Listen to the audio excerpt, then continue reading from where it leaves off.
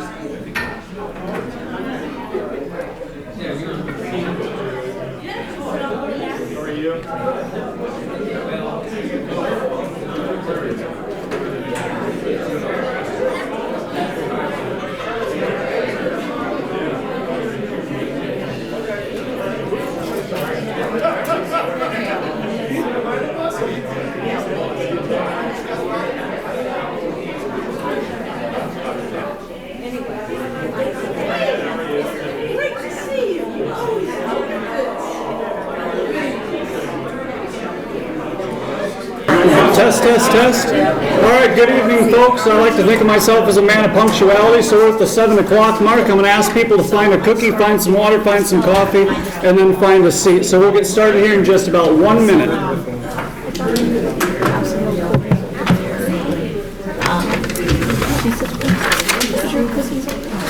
How's everyone doing this evening? Great. Great? Always good, right? So I do want to start off and say thank you all for coming out here in the evening. I love evening meetings because working class folks are able to come and I get to see all of y'all. I do want to start off before I talk about myself, who the heck I am and why we're here. I would like to open the meeting up to general self-acknowledgements. What that would be is if you're an elected leader, if you're a military official, a community leader, or otherwise, and you'd like to get up and self-identify yourself, we'd love to hear from you. So self-acknowledgements now for military folks. And otherwise. Joel Schmidt, Huntsville School Board. Brian Shea, County Board. Matt Wilbur, County Attorney. John Springhauer, I'm on City Council in McClellan, and I'm a candidate for Supervisor. Jeff Shudak, President of the Western Iowa Labor Federation, which represents 37 counties in Western Iowa and over 10,000 union workers, and I'm also a candidate. Supervisor this year. Brian Jack Holder, I'm a citizen journalist and I'm a Liberty Caucus candidate for Iowa's new 4th Congressional District. Lisa Lima, I'm the Democratic Chair here in Pottawattamie County. Dolores Driscoll, I'm a West Pottawattamie Soil and Water Commissioner. Last call for self-acknowledgements. All right, wonderful. Thank you all for showing up. Again, my name is Dave Bashaw. I'm the regional organizer with United Today, Stronger Tomorrow. We're a project that was founded in response to the COVID-19 pandemic to identify the most prevalent impacts due to COVID-19 on our local economies and communities, build power, build a constituency of working class folks, and then shift that power into their hands to set the agenda for the future. I do want to go ahead and set some ground rules before we get started. There may be some frustration in this room. We just need to acknowledge this to get it out of the way and set the playing field and the meeting's focus. There's $18 million that came into Pottawattamie County. It's coming in 2 allotments. There was $9 million in the first allotment and $9 million in the second allotment. The first allotment has been spent. Was it spent on purchasing Mount Crescent ski area? Yes, it is. But our focus today, and I want to impress this, I cannot impress this enough. The focus of this discussion is for the second half, the second $9 million of COVID recovery funds. What's done is done, and we need to focus on the future, and I would hope that we can all hold each other accountable in making sure that we keep this friendly dialogue and civil conversation as we have this town hall about those funds. We will have some public speaking moments, and I would ask that when people wish to speak, they'd come up to the podium so we can avoid any crosstalk and multiple conversations that may occur. I'd like people, if they can, to keep themselves to 2 or 3 minutes. You will not be timed on how much you speak, because it's, you may have a very compelling story, but we would ask that you try with your due diligence to keep it to 2 or 3 minutes. And at the end, we will have an opportunity for Board of Supervisors and elected officials to respond in a 2-minute public comment section so we don't get that back and forth and we stay on agenda. So like I said, I'm a regional organizer with UTST, but I'm also a lifelong Iowan, born and raised in Northeast Iowa. I've been an organizer with unions and other electoral campaigns in the past. And I'm a farmer. I'm one of the youngest farmers in the United States, youngest first-generation farmers in the United States at 27 years old. My parents weren't farmers, and my grandparents weren't farmers. We have made some attempts to engage with the Board of Supervisors in the past regarding COVID recovery funds once it was brought to my attention that there were some concerns about how they were being spent. Initially, we sent out a survey, and Fran Parr is with us, and she will share some of our survey results, but we've been working on this since back in November of 2021. Started with public surveying, started with conversations with the Iowa West Foundation that I had, attempts to reach out to the chairman of the board, a press conference that board members were invited to, and then ultimately invitations to this meeting. And I would just for a moment, if we could give a round of applause to Brian Shea for coming out here tonight. So thank you, Brian. He drove all the way to our last one in Avoca as well, so I just want that to be acknowledged. That's fantastic that he's coming to meet people where they are. So we've made multiple attempts to engage with the supervisors, and ultimately we ended up here where we're going to have this civil dialogue and open conversation about the spending. And with that, I'm going to go ahead and pass it over to our good friend Fran Parr, who's going to share with us the data from the surveys that we collected and examples of community priorities from the polling. So thank you, Fran. You bet. Thank you. My name's Fran Parr. I'm an engineer. I love data. It's probably a little bit of an issue in some worlds. We did send out a survey on this initially just to kind of gauge the public sentiment on some of the activity, on some of the committed funds for some issues around Pottawattamie County. And I just want to share a little bit of that. We're not going to, again, I really want to focus here on what the next steps are, as Dave articulated. What do we want to help refocus things on for the benefit of the residents? So the first question we had that went to county residents, both incorporated and unincorporated areas in the county. There was about 5,200 surveys sent out, and the response for the public health care facility, this probably won't surprise folks too much, but for the rural folks, it was about 7 out of 10 opposed that they felt they were left out. When it came to the folks who live in Council Bluffs, 6 out of 10 supported it. Again, that probably doesn't surprise too many people here. Some of the comments around it specific to Council Bluffs, and again, this is just some ideas. I believe they need to do something about homelessness also. Another, that was MB, somebody who mentioned let's build homeless shelters. Some folks who say, no, I do not agree. Pottawattamie County needs affordable housing. We have lots of homeless people here in CB. I have photos to prove it. So there were quite a few issues around that.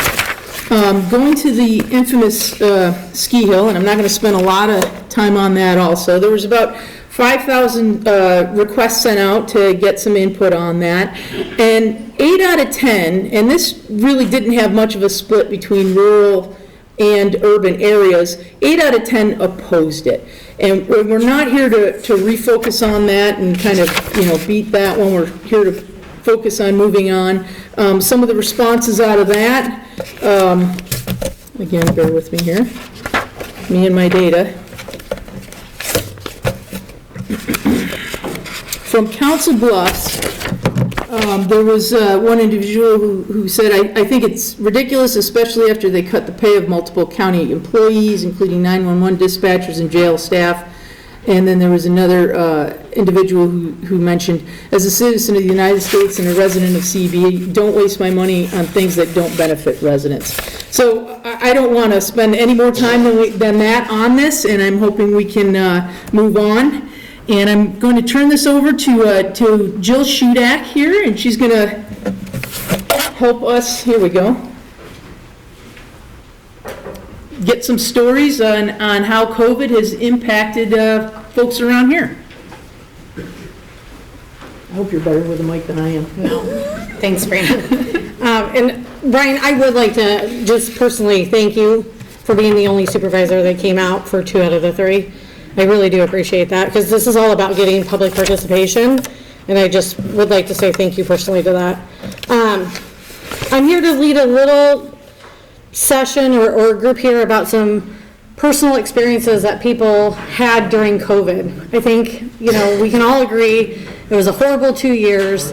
It affected everybody differently.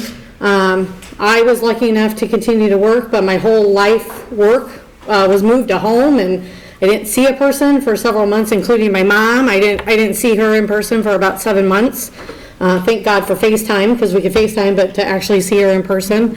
But I saw things in our community happen, right? Restaurants closed, people lost their jobs. We had some great pivots, right? Like Barley's pivoted like none other and started doing takeout sales. There were some really, really good pivots that happened here. But we saw things like childcare, I think, came to a screeching halt. Schools closed. Those that could go to work couldn't, because there was nowhere for their children to go. So these are all different things that potentially ARPA funds could be used for. In front of you guys on your table, you have this handout, and these are categories that the ARPA funds could be used for. So as we're talking through some personal stories tonight, I just want you guys to take a look through these funding categories. It's broken down by categories and then some individual things there. So as we're trying to get some public participation and public input, if you're not quite sure where you think or some things, this just gives you some great ideas to be able to follow along and look at. And I'll be doing a little bit of a call out after each story to see, could that story have been helped by the ARPA funds? So I'd like to open it up to whoever would like to go first. Come on up. Yes. Awesome. Thank you. My name is Amy Brown, and I'm from Crescent.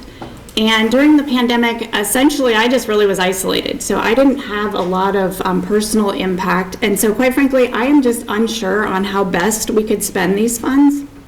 So I just wanted to share that tonight I'm here to listen and learn so that I can understand the needs of our community better, because I'm a firm believer that the people on the front lines and the everyday citizens really know best. And so I'm excited to hear from everyone, and I'm really grateful for the public forum, and I want to say thank you. Thank you, Amy, so much. And I think that we can all agree that there was a lot of self-isolation, mental health services. I'm sure, we know there's a great need for that, and oddly enough, that's point 1.10 on our sheet, right? So those are some different services that this could be used for, the ARPA funds could be used for. Anybody else would like to go next? Linda?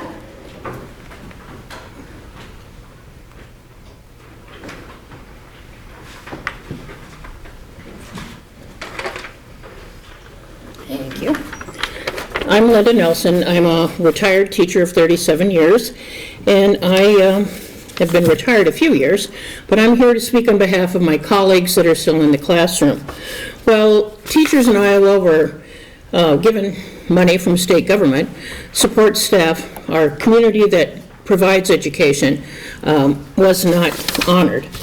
In the handout that Jill just spoke of, I think we fit under expenditure number 3 category, services to disproportionately impacted communities category. Teachers face frustrations and stress over COVID, and here are just some of the following ways. Virtual classes were held during the spring of 2020 and the fall of 2021. They were ineffective as parents of our pre-K, K, 1 and 2 needed to support their students to log on and attend classes. Many parents work, so the challenge to get students connected as they at likely daycare or with grandparents, they never joined in virtually. Each staff member was given one fabric mask, no N95 masks or KN95 masks, and they weren't offered an option, so they purchased those on their own. And when a student was gone, classwork was requested by some families for 5 to 10 days, so teachers had to get work together for those days. This requires a lot of planning and making copies and contract hours that were unpaid. We were given a bottle of cleaner and asked to spray and clean as much as possible. The cleaner required gloves, but we had to ask to get those. It was also a cleaning product that was to be used with students around. That meant using it during the following times before school, planning, lunch, and after school, again, unpaid times.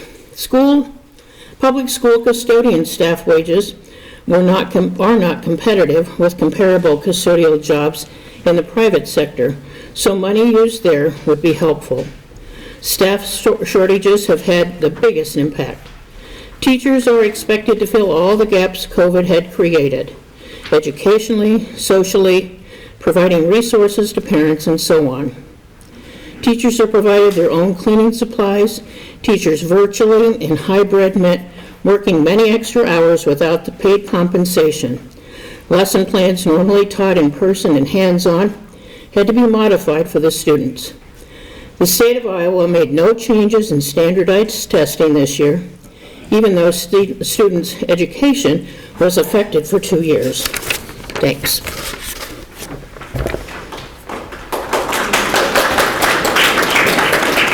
Thank you, Linda, so much. And just a couple things, that I caught from there. Personal protective equipment, so 1.5. Internet access, I know Council Bluffs has a great partnership, but rural areas, Crescent, McClellan, that internet access would be great. That's 2.4. Academic services, 3.3. Frontline worker pay, right? So frontline workers, our teachers, our hospital staff, our firefighters, all of that, frontline workers could get bonuses for those that had to go in. Our grocery workers were deemed frontline workers, right? So thank you, Linda, so much for that story. I really appreciate it. Your trash collectors. Too. Trash collectors, absolutely, right? Anybody that was deemed, there was a whole lot of services that were deemed as essential workers during that time. So absolutely, our staffs. Yeah. Come on up.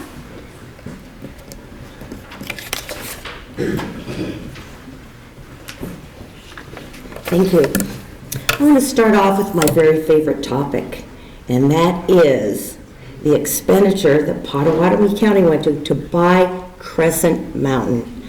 I think that is a tremendous investment in our community, as well as the athletic and the recreational opportunities for our children and families in this area. I like to brag to my friends in cities all over the United States, and they all go, well, we're going to go skiing, maybe we can go in 3 months. And I go, well, I can go skiing, because I live in Council Bluffs, in 20 minutes. But the bottom line about Pottawattamie County owning Crescent Mountain is athletic events and group events that are supervised and have to do with physical fitness are way, way better investment in our youth than television, unsupervised teenage activities, and we know where that can go. And just the camaraderie, the fun, and the athletic exercise that our kids and our families are going to have from having Crescent Mountain. And I bet you anything, if Pottawattamie County stays in there and keeps the price down, so kids, right now it's too expensive to take your family and a few kids out to Crescent, because the lift ticket for an adult is $44 plus your ski equipment, and for a child I think under 10, I think it's $34 and another $22 for their ski equipment. So it's $200 for a family of 4 to go skiing for a day at Crescent Mountain. What I would like to ask, with this tremendous opportunity for athletics, physical fitness, family time, and just a great credit to our community, I think some of this $9 million, which is a lot of money, should be brought, the cost of this athletic community that now we've started, down to where a family of 4 can bring their kids skiing for $50 or $60. And that includes their equipment, their lift ticket, and I think it should be down to a family of 4 for $50. And then I think through the schools, we should start other incentives. If you're on the honor roll, you get a free lift ticket. Or if you're on an honor roll, there's some other things I want to suggest that our kids can earn through our guidance counselor programs and through some of the great programs we already have in the schools. Our honor roll kids are going to get rewarded. And I would like to make a few suggestions, if that's all right with you. First of all, oh, am I over time? No, he said he was not going to time it. Okay, can I maybe As long as later? Yeah. Okay. I think that would be great, unless you have other things. We don't want to litigate the ski hill, so if you have some other No, suggestions, I just we would wanted love to compliment Pottawattamie County and move on to some of the things that I think our honor roll students should be rewarded with this $9 million, which is a lot of money, and we're going to put it into the development of our youth to keep them out of drugs, to keep them off the streets, and to keep them safe in adult supervised activities. I would like to suggest kids who reach certain levels of achievement in school, I'm just going to say honor roll to start out with. It can be athletic, it can be behavioral, it can be academic.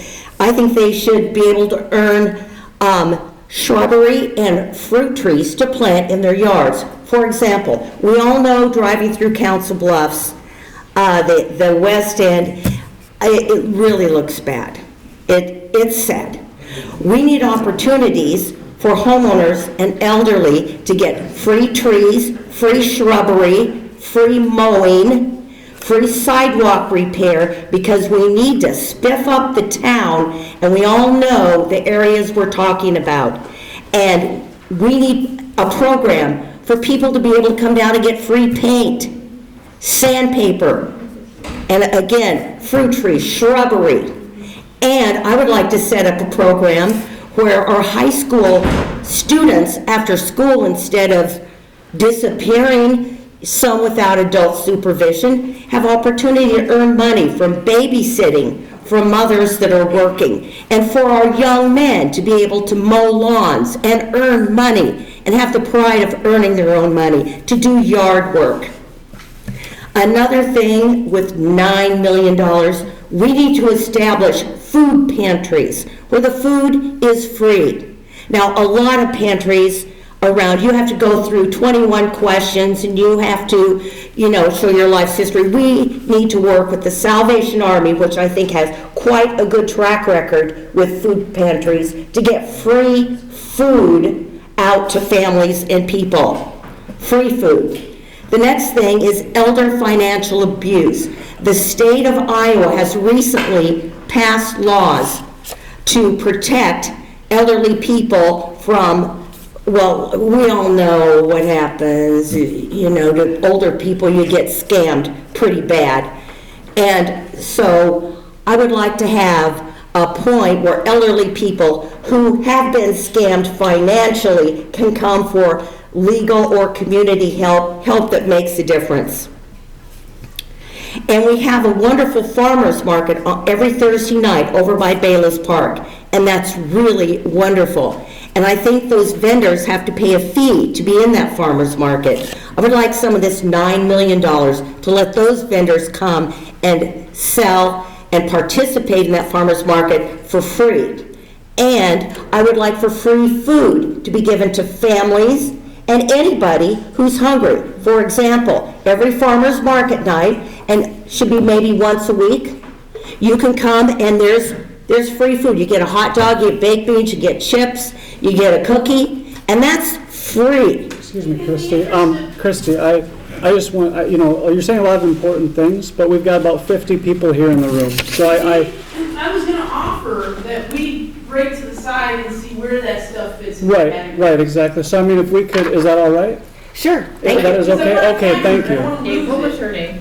Christy. I'm Christy Byrne. I'm a retired teacher, and our kids and families need the help, and I want them to get some of the $9 million. Thank you, Christy. Appreciate it, Christy. And some of the things that she called out there, tourism, right? That is one of the things. Travel, tourism, hospitality, affordable housing, food programs. So there's quite a bit of great things that Christy called out. I would just again ask the public to let's not relitigate the ski hills. That topic is done. It's over. We are moving on. It is what we want to see used for the next round of money. So I would just ask that going forward again. Who else would like to come up and speak? Marsha, come on up.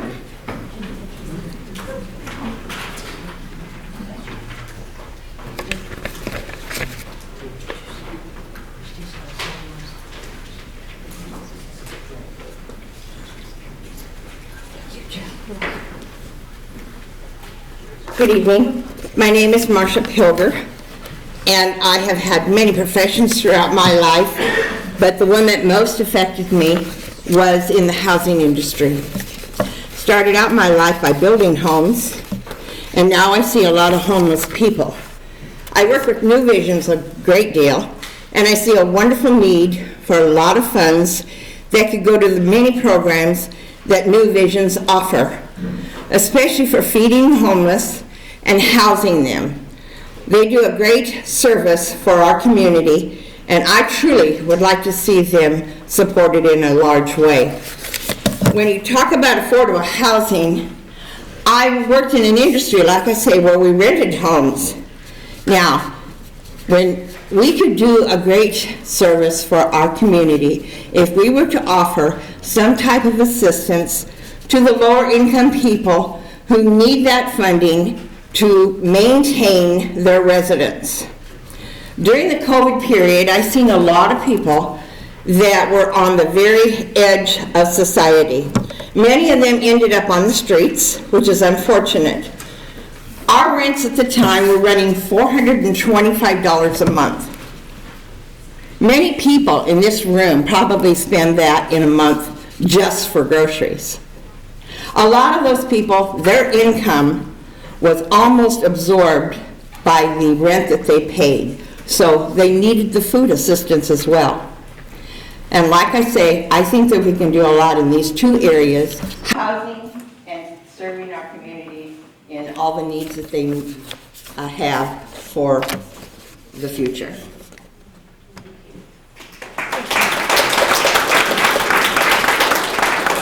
A couple things I took out of that, Marsha. 2.1, food programs. 2.2, rental, mortgage, utility aid.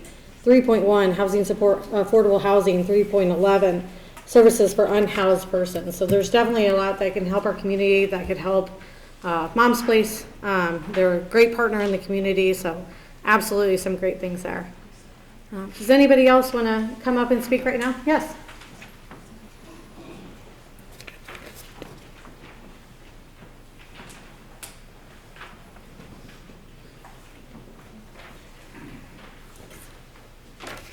Hi, Julie Day Gable. I am a union representative with AFSCME, and I am a resident of Pottawattamie County, rural resident, but I also represent employees that work for the county in 911, secondary roads, and courthouse employees.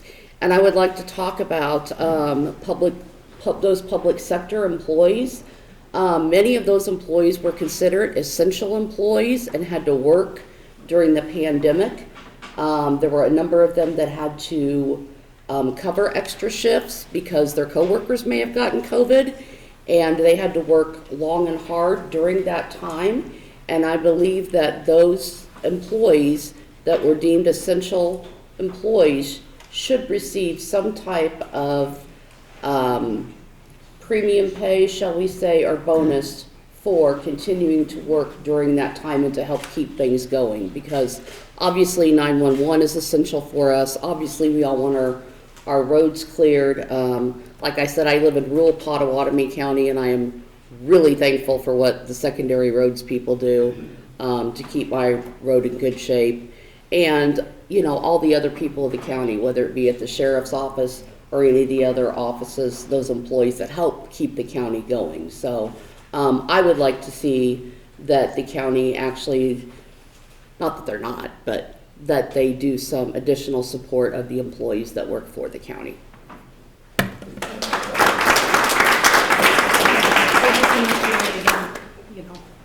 Pay to the frontline workers, right? Hazard or bonus pay to them. So that's fantastic.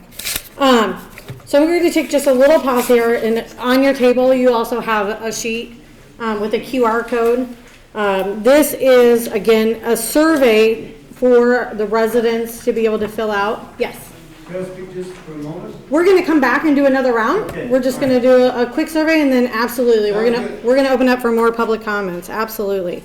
So again, we're going to get another round. We've already gotten 9 million the county has. There's another 9 million that's being presented to Pottawattamie County in May, I believe. And so this is once in a lifetime opportunity. If you will, you have the opportunity to take out your cell phones if you have a smartphone and scan the QR code. And this is a recovery survey that you can take to talk about how these funds should be focused, and gives a lot of in-depth questions that you can go through. The coalition then will be gathering all the information. We've been gathering it from the last 3 town halls. We're sharing this out on social media, things of that nature. The coalition will be gathering this information and will be presenting it back to the County Board of Supervisors, the results as far as what the public believes that we should be spending this next round of money for. So I'm going to give everybody a couple minutes just to get their cell phones out and go ahead and take the survey. And after about 3 to 5 minutes, we'll come back together and we'll do some more public participation.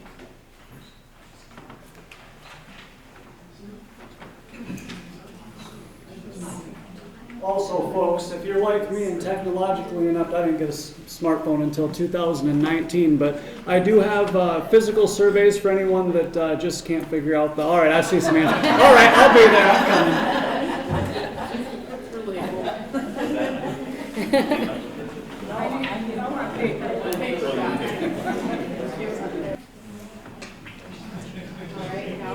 Sounds like everybody's getting pretty quiet.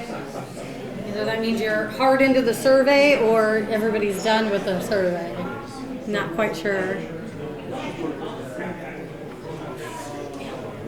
Looks like we're ready to keep moving on.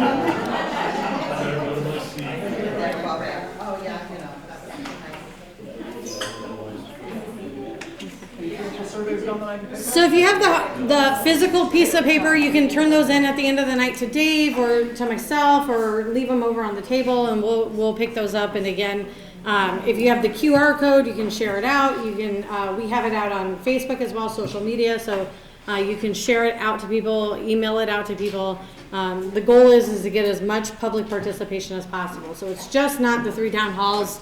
It's been sent out all across the county. So we're going to go ahead and continue with whoever else would like to come up and share a story about COVID and how they feel that the funds should be used. Yeah.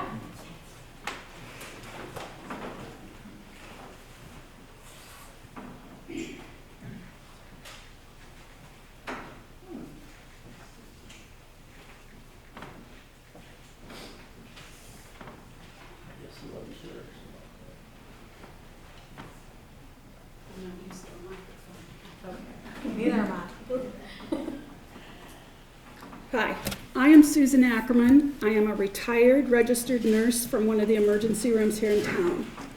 We have an enormous need for care managers.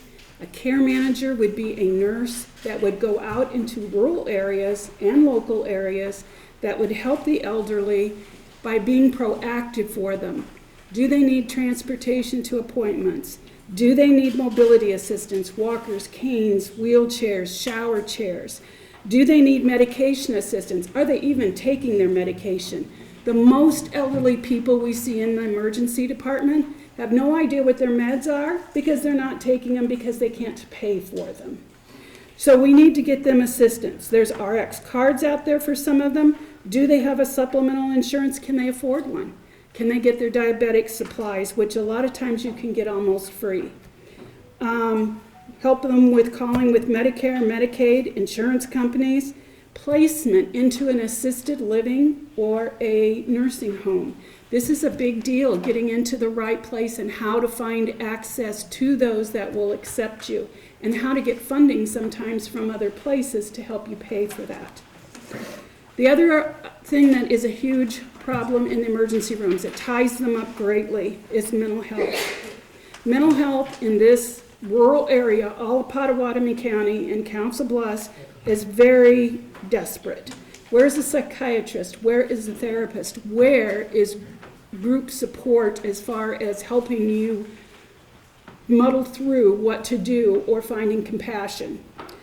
Do you need physical assessment to go with that mental health? This care manager would know how to go through those things because yes, your physical well-being is part of their mental health. The income, getting them disability, getting them Medicaid, living assistance, because as one person spoke about, there's a lot of homeless. Some people want to be homeless, and that's fine, but there's some people who are mentally ill, and that's why they're homeless. The emergency room needs to be used for overdoses, suicidal, homicidal problems, not as a center for keeping people for days till you can find placement for them, which there isn't placement.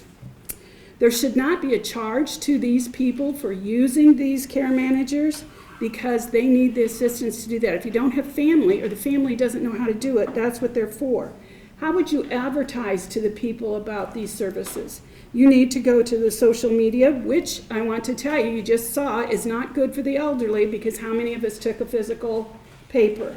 So you need to do the physician's offices. You need to do stores. Put it in the grocery stores.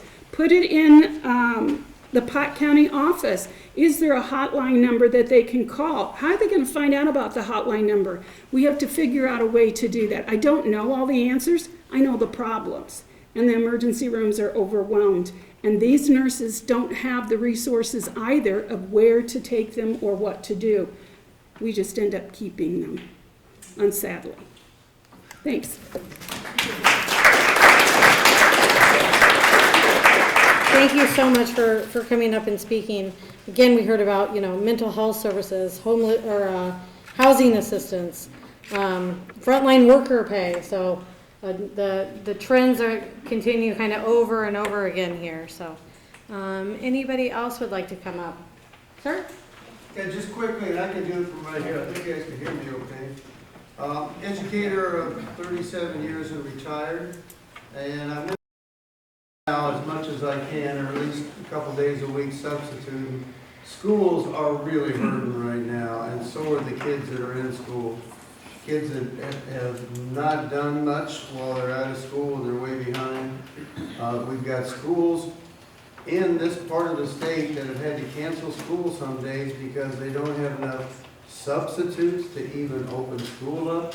Yesterday I substituted special ed after school. I'm standing on the corner in the rain with two severely handicapped kids waiting for an hour for a bus because we don't have enough bus drivers. I think we got enough buses. Schools and teachers need help. Teachers are leaving. We're losing a lot of teachers. They're really burnt out this year. They need help and support. A quick one, our freshmen who are a challenge. When I go in, they are a challenge. It takes a lot of work to get them focused and getting work done. But those kids haven't been in school for a year since 7th grade. They haven't matured the way they would if they were sitting in school 2 years, and they haven't got the academic skills they would get. Child care, preschool, K through 12 school, teachers, And you can, I guess, the person that was just up there, mental health, we need a lot of stuff here. I hope it goes to people. I advocate for kids and families. What you do for kids, you're doing for families.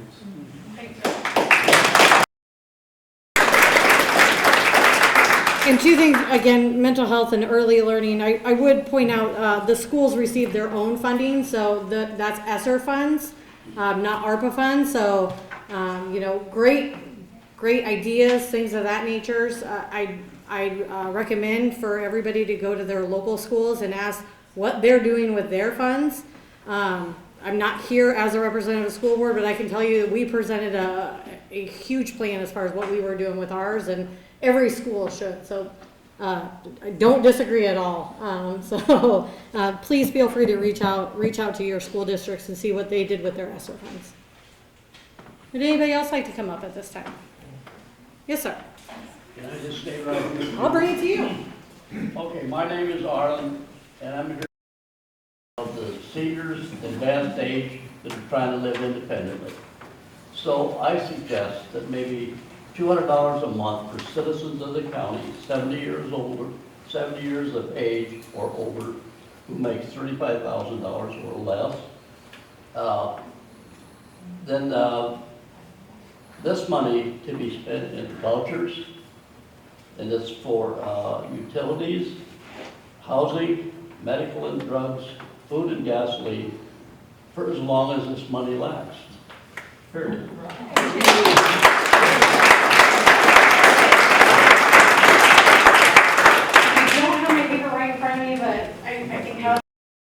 Or 2.2 on your sheet. So rent, mortgage, utilities, things of that nature. There's some other, you know, public health and safety, things of that. So absolutely. Great suggestions. Yes, ma'am. Where did this list come from? Is this given out to us about how the money can be spent? Or this was created by someone? By the U.S. Treasury. Okay. Yeah. Thank So you. this was part of the guidelines for the ARPA funding as to how it could be spent. Thank you. Yes. Rhonda.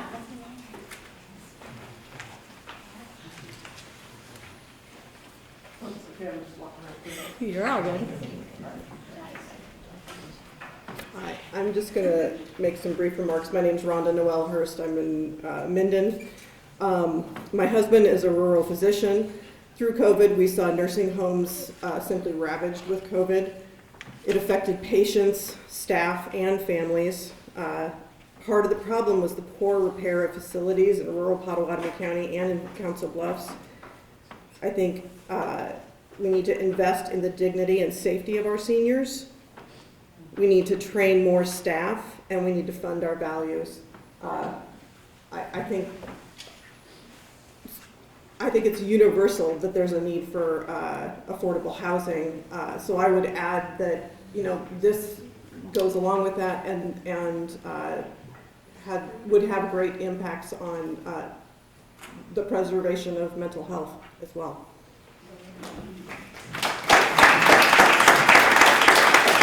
Thank you so much, Rhonda. And Doug? Sorry, I saw your hand up a couple times. I wasn't ignoring you.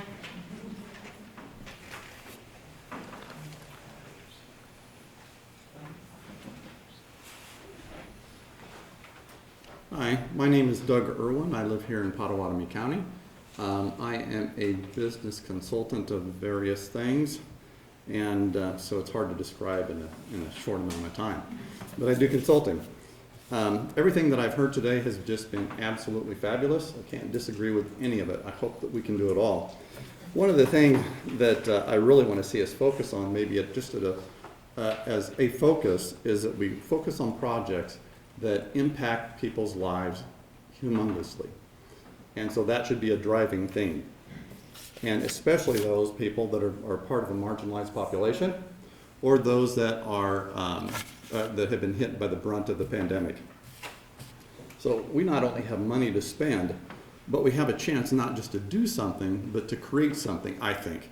So we can create a place that is more vibrant, more healthy, more safe, and more inviting and welcoming to people outside of Pottawattamie County. And this money can help us do it. And that's going to attract people here. And last, I want to see the Board of Supervisors to create a process that it will use to make decisions about this money. We just can't go willy-nilly, but have a process on how to select the projects. Include criteria and a methodology on how we'll go about it. That way it will just be automatically transparent. And be transparent and open to ideas and critiques. And this is what 21st century businesses do. So I'd like to see us do that too. That's it. Thank you.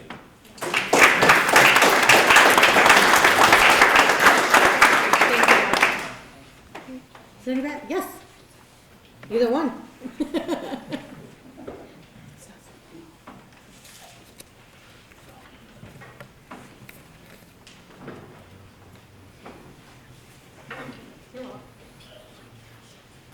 I'm Ray Wagner. I live outside of Underwood. I live in Weston.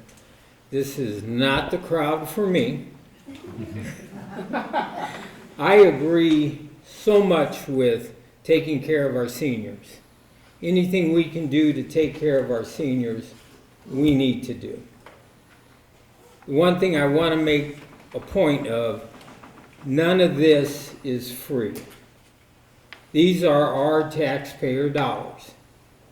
They're coming from the federal government, but they're still our taxpayer dollars. So there's nothing free here. We need to take care of our seniors. All of our first responders, I respect them. I give them all the praise I can. I'll help them in any way I can. Bonuses, no. There were people who lost their jobs to COVID, who wish they could go to work, and they couldn't. And they lost a lot. But we're not going to give them any money. So I don't think bonuses are the way to go for anyone else. But I thank them for their time and for all the work that they do, and I hope that they can continue to do it.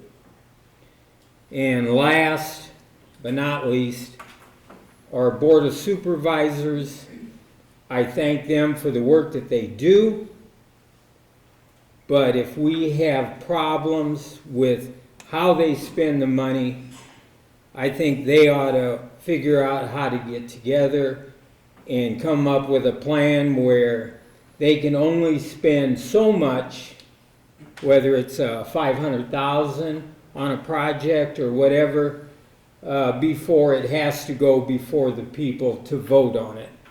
And then we wouldn't have people getting angry because they spent $3 million on something. It's not tough, people. All you have to do is be accountable for what you do. Thank you.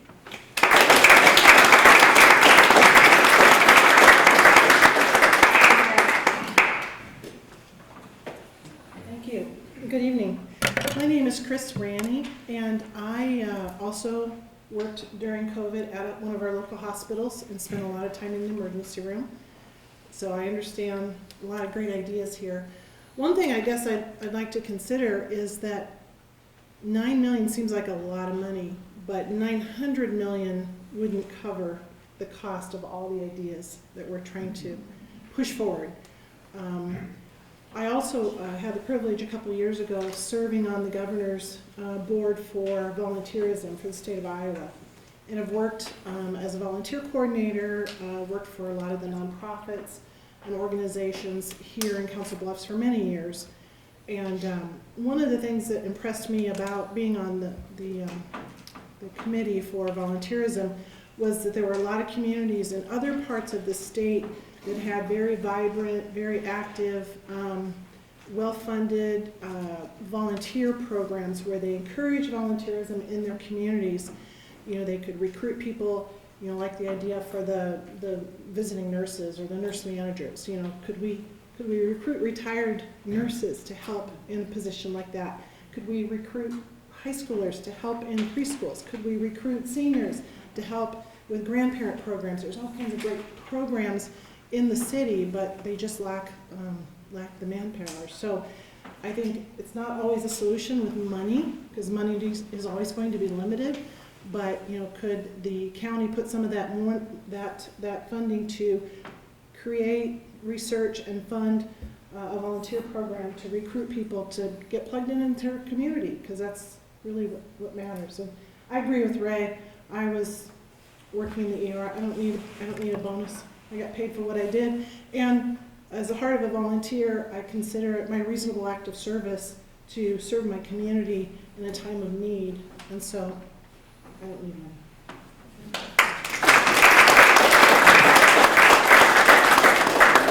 Thanks, Chris. Yes? There's one thing I didn't add to this, is that none of this can be turned into cash. It will all be used up in the vouchers. That'd be it. Thank you. Great ideas. Chris, you're absolutely right. 900 million wouldn't cover everything that we talked about tonight. It's just getting the, you know, the ideas out there to our supervisors and having that public input part as far as how that money is going to be spent. So absolutely. At this point in time, I'm gonna actually ask Brian or Justin. Justin came in. Sorry, we publicly acknowledged earlier, Brian. So when I publicly acknowledge that Justin Schultz is here as well. If you guys would like to, you know, make any comments in the spirit of public participation at the County Board of Supervisors, 2 minutes. If you would like to come on up. Mine's quick. Everybody, thanks for coming. I really, you know, we're listening. We can't do them all. You just can't. It'd be great to take and stretch this money. I like your ideas. I like what you do. I mean, I could go around the room. Everybody's got great ideas, but we're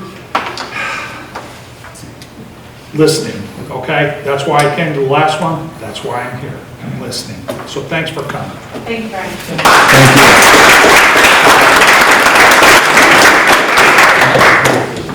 Yeah, I'll just stand here too. I don't really have much different really to say than Brian. I mean, I do appreciate everyone being here, and I do appreciate the invitation to be here, and you know, the opportunity for everyone to give us these ideas. I mean, the reality is that 9 million is not going to go very far. I mean, there's a lot of things we will do, and there's a lot of great things that will happen.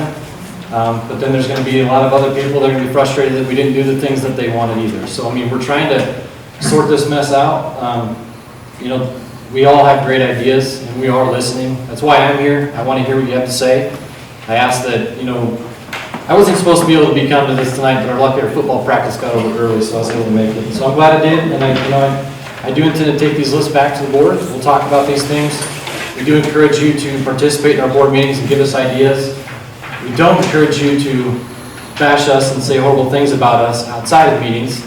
That's not going to be productive. I'll be honest with you there. But I certainly would like to entertain a conversation in a civil, you know, I like the word civility. And there's a reason I like to use that word, because things get done better when there are bipartisan things, when there are chances for civility to happen. So please do your best to be that way with us, and we'll do that back to you. I give you respect. Please give it back to us, and we'll do the best we can. Thanks, Justin. And Justin, one thing, just because you did come in a little bit late, we are at it, and we'll be presenting it back to board from all the different town halls and all the surveys. So there'll be plenty of notes for you guys to go over. I'd like to kind of close up with Jen Pallant is going to come up here and say a few words, and then we'll end it over with our with Dave wrapping this up for the night.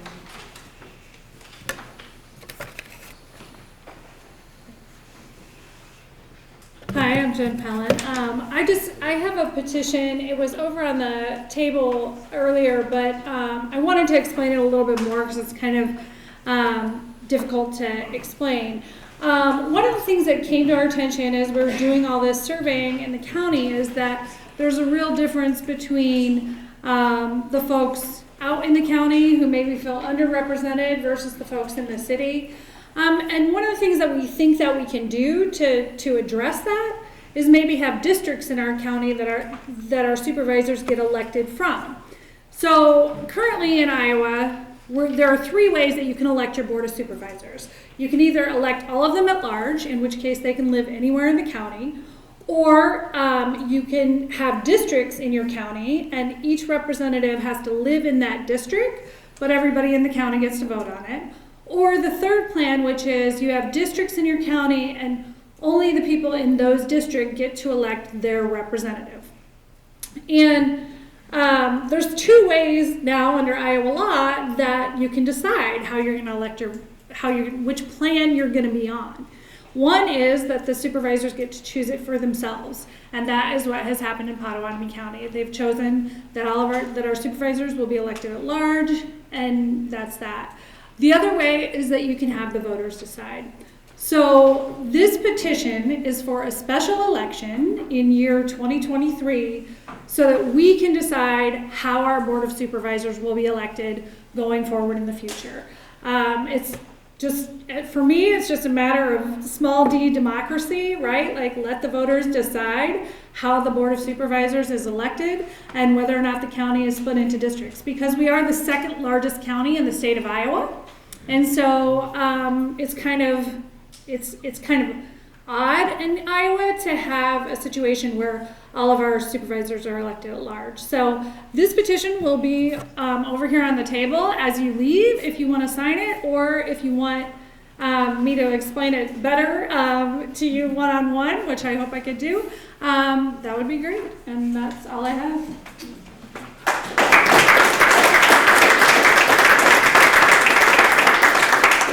Okay, we're gonna do some closing remarks, next steps, things of that nature, and we will get you guys all out of here, hopefully on time at 8 o'clock. Dave? Can I say something real quick to Absolutely. Yes, sir, Brian. All right. I want to thank everybody for coming out here to be here tonight. You know, this isn't easy. Well, you can hold the claps, but, you know, we're all struggling with this pandemic, and it's not just the pandemic, it's our system of money that we use. The purchasing power of the dollar has been destroyed over the last century. The new, you know, $5 bill is now a $20 bill that a lot of us are carrying around. So, but a lot of the problems we're dealing with here in this room tonight is because of the fact that Congress doesn't have the political courage to say specifically that this money should be spent in this sector or that sector. They basically pit us all here at the local level against each other, and I believe that is wrong. So if I'm ever elected to a representative position, I would represent you like this tonight. I would have town halls across whatever legislative district I would represent, and we would be polled on these issues so that it's us, we the people, that make these decisions. And it's not, you know, all the blame is placed upon just our representative, because we're all in this together. Thank you. Thank you so much, Brian. You're welcome. Dave, we're gonna go ahead and have you wrap up and Can I close say us for the something night. real quick? Sure. Sorry. No, you're all right. I know. Hi, my name is Christine White, and I was born and raised here in Council Bluffs, Iowa. And I think this is an awesome group right here. Honestly, I didn't even know this existed. Jerry, she came to my house and purchased some goodies, and you know, we just got to talking, and I kind of told her a little bit about myself, and she says, you know, you ought to come to our meeting tomorrow. And I said, well, what time is it? And she told me. I said, okay. I said, you know, I have gymnastics.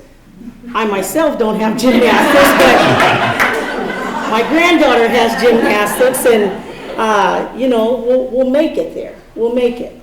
So I just want to tell you guys a little bit about myself. I raised my granddaughter since basically birth, and so this is my second round of parenting. And I thought, you know, back in 2013, my sister and I, we started a business called Wee Willie Sweet Treats. And, you know, we did the farmer's market up until the pandemic, and then we were at a hole. Well, we thought, okay, let's see if we can do this from out of our home. So we started doing it from out of our home, had a line about long as a block and a half. And, that line is worth it. And so I'm glad you guys enjoyed everything. And so, you know, that really paid off for us. But then it came to the point where, okay, I need to now be a stay-at-home parent. I don't know how that works because I never was a stay-at-home parent. And so I was working for Women's Health at Mercy Hospital, and I was running into a lot of trouble trying to do the virtual learn and then school half the time. And, you know, it wasn't working for me. You know, my job, they kind of got frustrated and didn't want me taking the time off. And so I said, okay, it looks like I'm going to have to find something else. So then I started working for the Council Bluffs School Bus District, driving a van for the SPED kids. And so that works with my schedule. Granted, I had to take a big pay cut, but the schooling worked. You know, she comes first. So I thought, okay, I can bake while I'm not driving this van and, you know, still make money. And I did that. And, you know, the money was really rolling in. And so I thought, man, I can open up a storefront now. You know, that way I can bring in more people. So I started to open the storefront, put the down payment and everything. And all of a sudden the guy that owned this building, he says, here you go. I said, well, what is this? That's how much it's going to cost to get this building repaired. So this is not my building. I said, I'm renting from you. I said, this wasn't part of the contract. You're supposed to have this up and ready for me. So needless to say, I didn't open up the shop because I wasn't going to put out over 16 grand for a building that wasn't mine. So I started applying for grants. And it was like grant after grant after grant. And I was just getting shut down, continuously shut down. And I thought, how can I get a grant? You know, I guess I'm going through everything, I'm trying all these steps, I'm talking to people, but I'm getting shut down. So, you know, around Christmas time, I thought, man, this is, I don't know what to do now. You know, so I kind of backed off of everything. Selling my baked goods, everything. And, you know, a voice just came in my head and said, you got to keep going. Because the bus company, it doesn't pay you what you should be getting paid. You know, you have to run this household. You got to keep this roof over people's heads. So I started doing the baking more and more. And the money has been coming in slowly, but, you know, it's picking up. I'm getting a crowd of people again.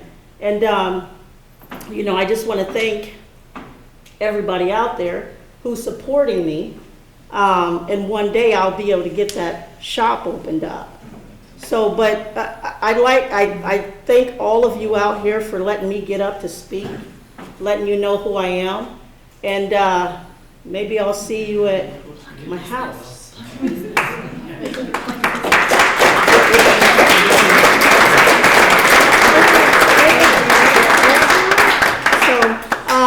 But now my business name is Sweet Things Bakery. I'm no longer Wee Willie Sweet Treats.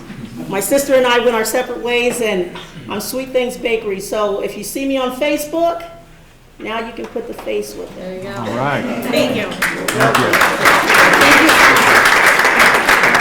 think the library might take us out here in a little bit. So Yep, we're going to make this short and sweet. I got two things to talk about. So first off, I won't make it all mushy-gushy, but thank you all for coming out and sharing this information. As Jill had stated before, we're not just going to collect this data and dump it on the Board of Supervisors. We have a very broad coalition that spans quite a few demographics of folks across the county from all over the political spectrum and all over the professional spectrum. And what we're going to do is take this data and we're going to come up with a bona fide proposal that we're going to present to the board. If the Iowa West Foundation can come up with a proposal, so can the citizens of Pottawattamie County. Now, the second thing I'd like to say is, how many of y'all hit a pothole in the road on your way here? Anybody? Back when I was this young girl's age, what we used to do is we used to hold our breath going over the bridge, and as I got older, I realized when I noticed that 3/4 of our bridges in Iowa are not up to code. What if I told you there's $5 billion more coming into the state of Iowa in this new infrastructure package? And I'd like to once again thank the Board of Supervisors for coming and let them know that I will be around here for the foreseeable future, and I am excited not only to work on ARPA, but to work on the infrastructure money as well to make sure that citizens' concerns are heard. So thank you, and drive safe.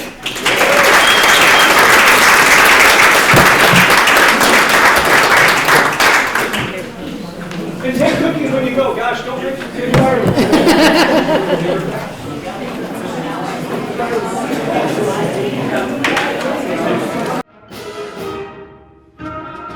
This is Brian Jack Holder. I'm the Liberty Caucus candidate for Iowa's 4th Congressional District. Tonight, it is May 4th, 2022, and the Republican primary is just a few weeks away. I want to formally and publicly announce my support for my friend John Ray Springhauer for Pottawattamie County Board of Supervisors. I've gotten to know John over the last 6 months. He's very open and transparent, accountable, and I think he would do a wonderful job representing all of the people of Pottawattamie County. So I ask you to support John in the June 7th Republican primary for Pottawattamie County Board of Supervisors. Thank you, everyone.